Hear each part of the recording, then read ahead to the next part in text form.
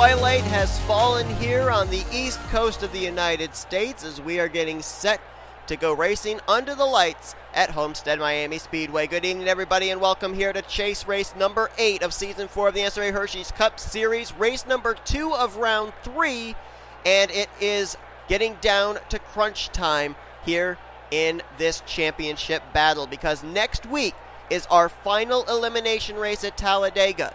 This race sets us up towards Talladega Superspeedway, in which we will determine who are going to be the final 4 drivers that will battle at Auto Club Speedway for this season's championship. Coming into tonight's race, 3 drivers have been in the final 4 position before.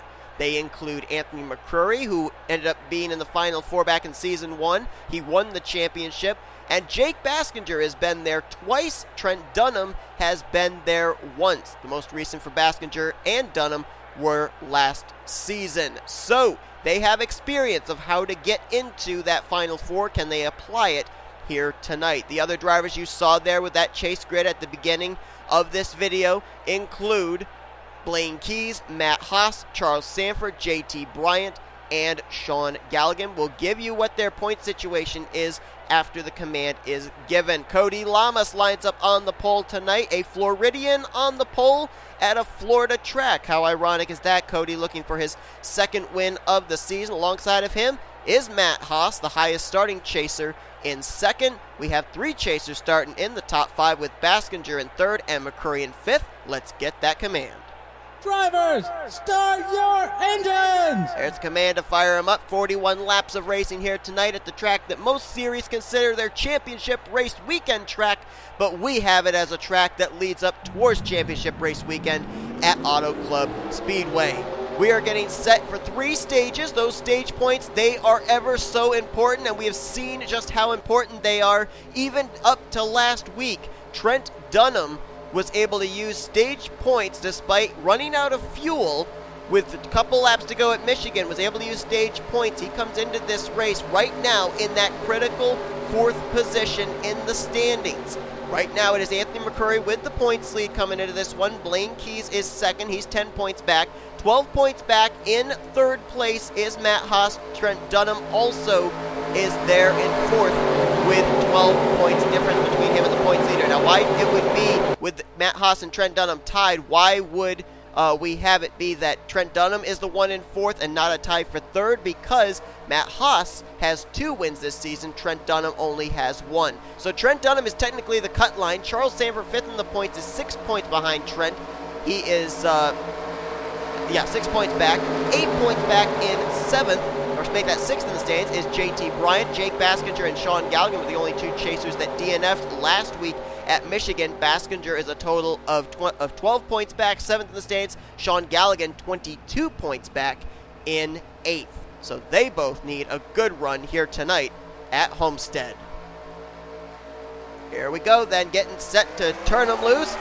Green flag is out. We're underway here at Homestead, and as mentioned, it's 41 laps, which means that 3 stages will be 15, 15, and 11 here this evening.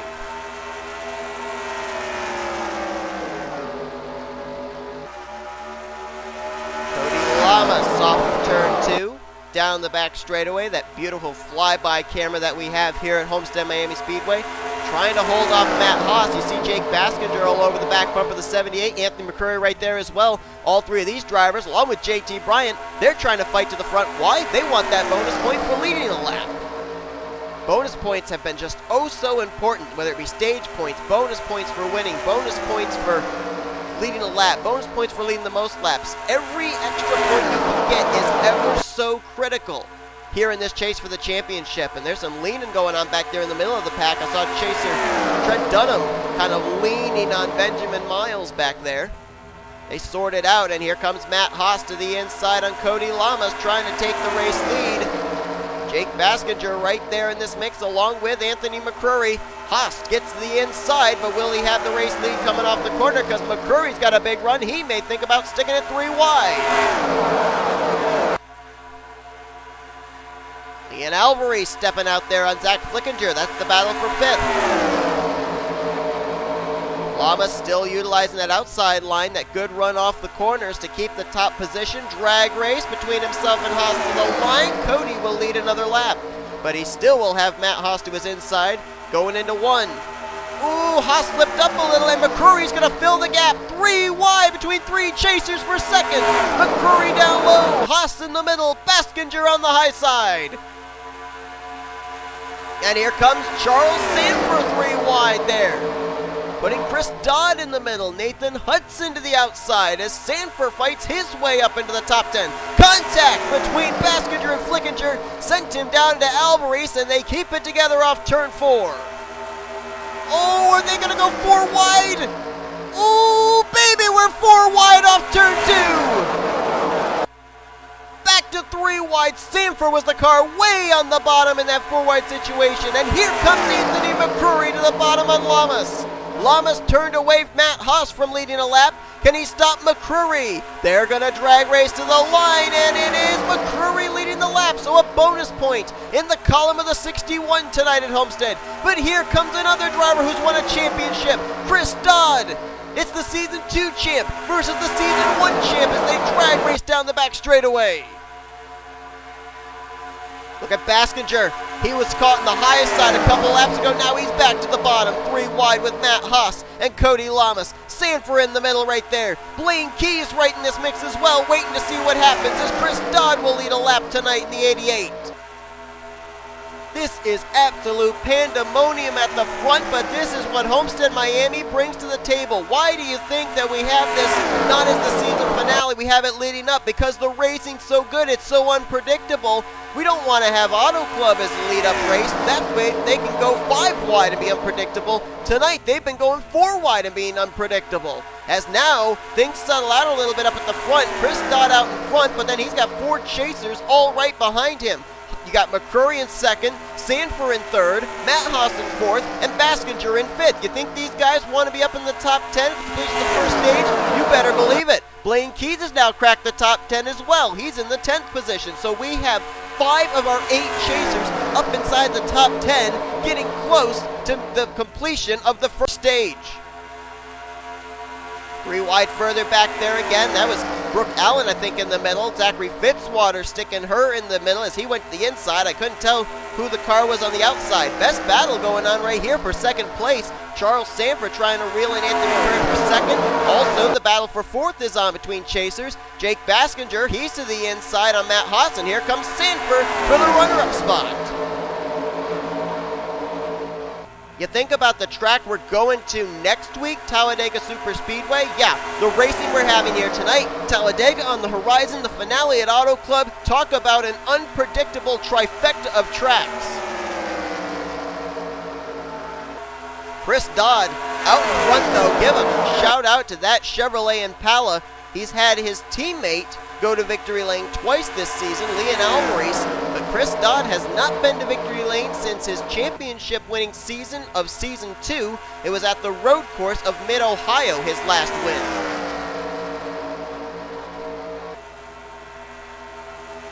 So Chris Dodd trying to close the deal and pick up what I think would be his 3rd career win. I think his 2 wins back in Season 2 were the first 2 wins he had. And this would be his 3rd if he can close the deal out, but he's got some hungry drivers behind him. Charles Sandfer and Anthony McCurry. You know, you think about Talladega that we're going to next week. Charles Sandfer back in Season 2. Let's not forget, he swept Talladega race weekends back in Season 2. So he's very at home when you go to that track.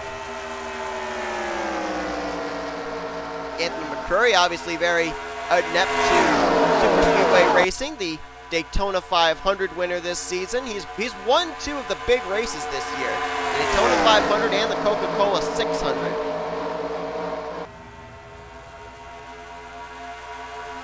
We talked about the top 4 chasers up here at the front: Sandfer, McCrury, Baskinger, and Haas. How about some of the other 4? Where are they running? There's Blaine Keyes, just now outside the top 10. I think he's in about the 12th position. Batson currently runs in 10th, so Keyes having a pretty good run just outside the top 10, trying to crack into the top 10. Came in second in the point standings, so decent outing so far for him. But what about those other 3?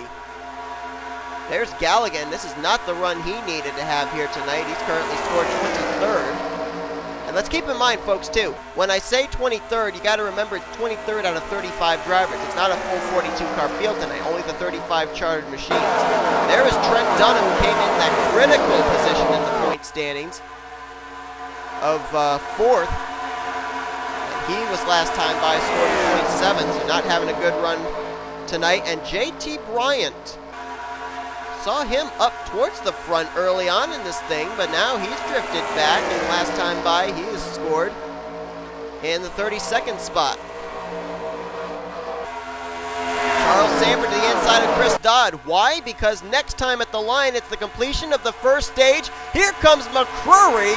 Wow, he got a run, and he's going to slingshot the inside on Sandfer, but he won't be able to make the move. So Chris Dodd is going to win the first stage of the evening, and if I'm not mistaken, I think that might be Chris Dodd's first stage win this entire season. Sandfer is going to get 9 stage points, though. McCrury will get 8. Baskinger will get 6, or make that 5. And M Haas will get 2. So those 4 chasers getting some valuable stage points here. And so far, we've run green flag from the start of this race.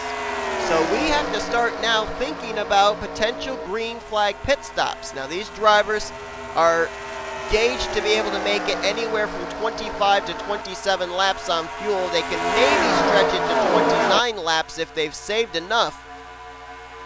So we'll have to see if they're going to be coming to pit road somewhere within the next, I would say, 7 to 9 laps. Battle is on for 4th. How about the rookie Brooke Allen?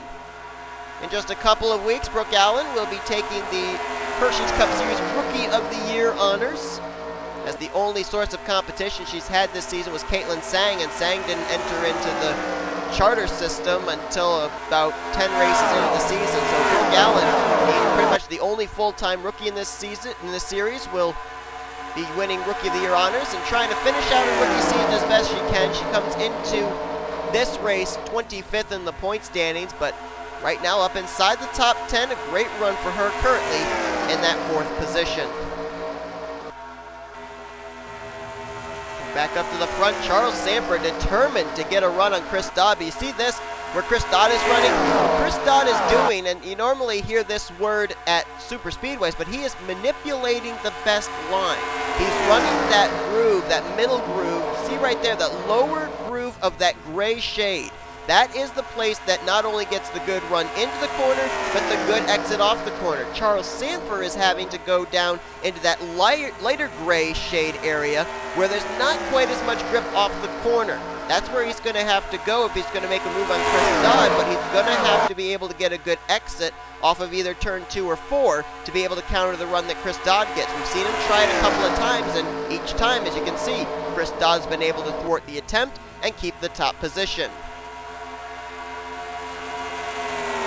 Chris Dodd comes into this race 29th in the point stands, and boy, a win would certainly help to keep him ahead of 30th in the point stands as well, so that way he can keep his charter for next season. Now, regardless of whether he gets a charter next year or not, he will race full-time in the Hershey's Cup Series because, as mentioned in that announcement a couple of weeks back, that the former champions of the Hershey's Cup Series, if they finish outside the top 30 in the point standings, they still get into a full-time season ride based off of a championship provisional. So Chris Dodd, though, I'm certain does not want to have to rely on the championship provisional. He wants to be able to keep the charter by finishing top 30 in the points. There you see Sandfer trying it again, but you see how the car kind of slips up off the corner of turn 2. It just gets a little tight on exit, and so Sandfer cannot complete the pass, or at least get to the left rear quarter panel off the turn 2 area. You see him try it again here off of 4. Gets a nice run there. He might be able to make a move to the inside going here into turn 1. And what's Anthony McCurry got to be thinking? He comes in as the points leader. He's running right now in the podium position of 3rd. He's got to be just thinking, you know, you guys battle, and if you make a mistake, then I'm going to get up there and try and pass both of you. There he comes. Almost shades of what we saw back a couple of laps ago, where Sandfer tried to make the move, couldn't do it, so McCurry tried the swing move into turn 3 and wasn't able to make the move himself. Well, Brooke Allen's in 4th, and there's still a Dodge Dart in 5th, but it's not Cody Llamas. Zachary Fitzwater has now fought his way up into the top 5. Great run for him. Former chaser last season, and oh boy, the battle for the lead might be on. Is Sandfer to the left rear? Not quite, and here comes McCrury on the outside line. Trying to get that run off the exit of the corner, not going to be able to do it, and as these three are battling, Brooke Allen and Zachary Fitzwater are reeling in the top 3. The only problem is we're getting close to the end of that fuel window, so these drivers have to start thinking about when do they want to come to pit road. They want to stay out a little bit, gain track position. None of our leaders come to pit road this time. We're expecting they'll be in somewhere within the next 2 to 4 laps. Sandfer got the run down the back straightaway, and he's not quite going to get to the left rear. Boy, he tried it there. He got a good run off of 4. Tried to use that momentum down the straightaway, and it's just not quite going to work for him. Chris Dodd's got a solid piece out in front.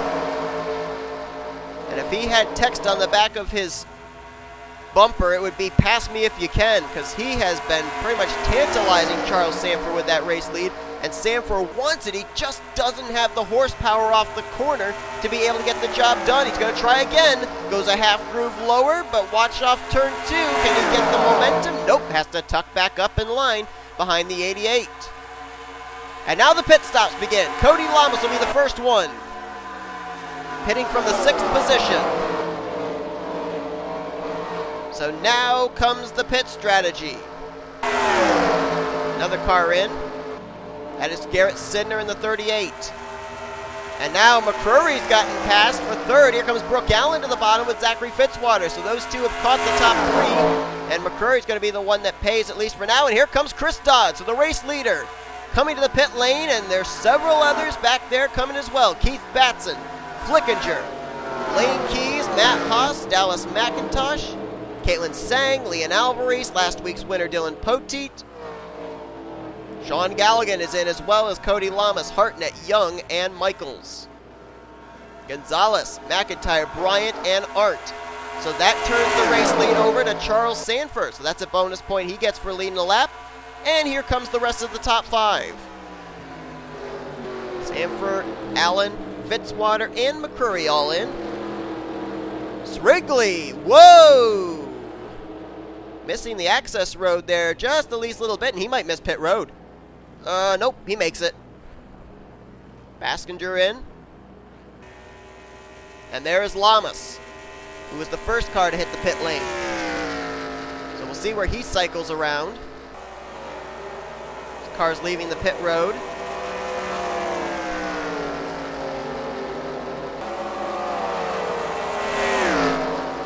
Some cars that got out ahead of Cody Llamas, and one of them was Chris Dodd, so we're going to have to see if Chris Dodd, coming to pit road 1 lap earlier than the other 4, Allen, Fitzwater, McCrury, and Sandfer, if that's going to get him back to the race lead.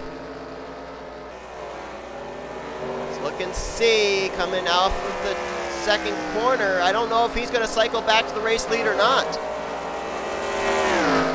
I don't think so. No, he's not. Brooke Allen, Anthony McCurry got out ahead. Sandfer's going to be the leader over Fitzwater, and now Fitzwater's going to try and take the top position. So Chris Dodd, who came in as the race leader, he's going to cycle around, it looks like, in the 5th spot.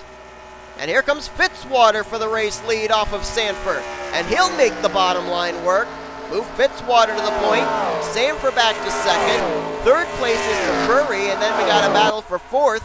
Chris Dodd trying to get by Brooke Allen on the high side. He'll do it. And here comes Keith Batson. That's now a battle for the 5th spot. Cody Llamas, Jessica Shelton. That's a battle for 7th place. So Shelton picking up some track position off of pit strategy. Now up in the top 10. And J Baskinger and Blaine Keys are currently the remainder of the top 10. So the 4 chasers that we talked about that were up inside the top 10 before, they're still in the top 10, but things have certainly changed as now it's Zachary Fitzwater up in front, and he's starting to catch some traffic. That is K Tellier and J McCloud, who are on the tail end of the lead lap. And traffic could play a factor into the outcome of this race. Sandfer has lost touch. McCrury now going to be under fire from Chris Dodd, who undoubtedly has one of the fastest cars of the night, but now finds himself mired back in traffic. Was the leader when the pit stops began, now finds himself in fourth, and now he'll go to the inside of McCrury to try and take the third spot. He'll get to the left rear. Let's see if Chris Dodd, we saw him be able to use the middle line. Let's see if he can use the low line. Oh yeah, nice run off turn 4. He'll definitely get the spot going into turn 1. Keith Batson with a big run. He's going to move into the top 5 now. Well, he was in the top 5. He'll now move to 4th. And now Chris Dodd going to get 2 for the price of 1. Now he'll pass Charles Sandfer. Meanwhile, up ahead, Fitzwater's trying to get by the traffic. He's going to go 3 wide with McCloud and K Tellier. Got by Tellier, now tries to clear McCloud, and not quite, but he might do it into turn 1. And the battle's on for second. Keith Batson now trying to take the spot from Chris Dodd in the 88. All of a sudden, here comes Baskinger into the mix. That 5 car and the 42 are up here, along with Cody Llamas, Dallas McIntosh, and Jessica Shelton. This is not the battle for the lead. This is the battle for second, and it's going on about 3 seconds behind Zachary Fitzwater, who now has 2 lap machines between himself and that battle for second. So that cycling of pit stops working out big time in the benefit of one Zachary Fitzwater, trying to pick up his first win of the season. Fitzwater 18th in the point standings, which is second highest in the standings of the non-chase drivers. The only other driver that's not in the chase that's ahead of him in points is Levi McIntyre. So he's had a consistent season. He just hasn't found victory lane, almost kind of like what we've been talking about with Levi McIntyre. And McIntyre found the win a few weeks ago at Lime Rock. Fitzwater could be en route for his win here tonight at Homestead. That gap is closing a little bit between himself and second place, but not by much because they continue to battle side by side. Baskinger now to the inside of Cody Llamas, and the reason that Baskinger is battling with Cody is he's probably realizing they're not going to have enough time to get up there and get Fitzwater, so Baskinger is trying to get every point position possible. So he wants second place.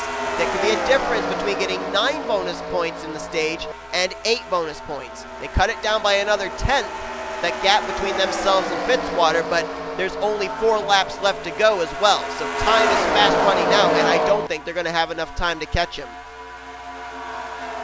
Unless something really bad happens to Fitzwater here in the last 3.5 laps. 3 to go for Zachary Fitzwater.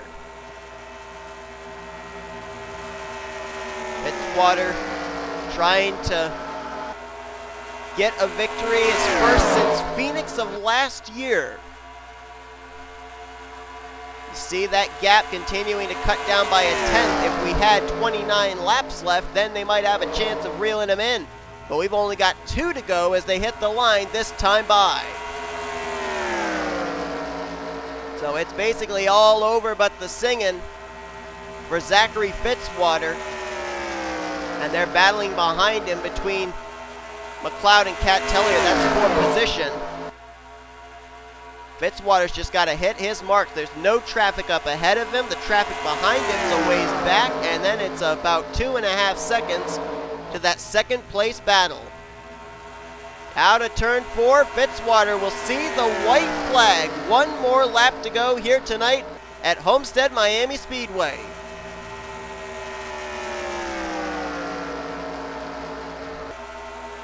Fitzwater Australia Racing already has 2 wins this season, courtesy of Johnny Gardner, the most recent at Indianapolis. But the second entry out of that team will find victory lane for the first time this season, as the Wilson Security Dodge Dart will go to victory lane for the first time this year. Fitzwater takes the checkers at Homestead-Miami.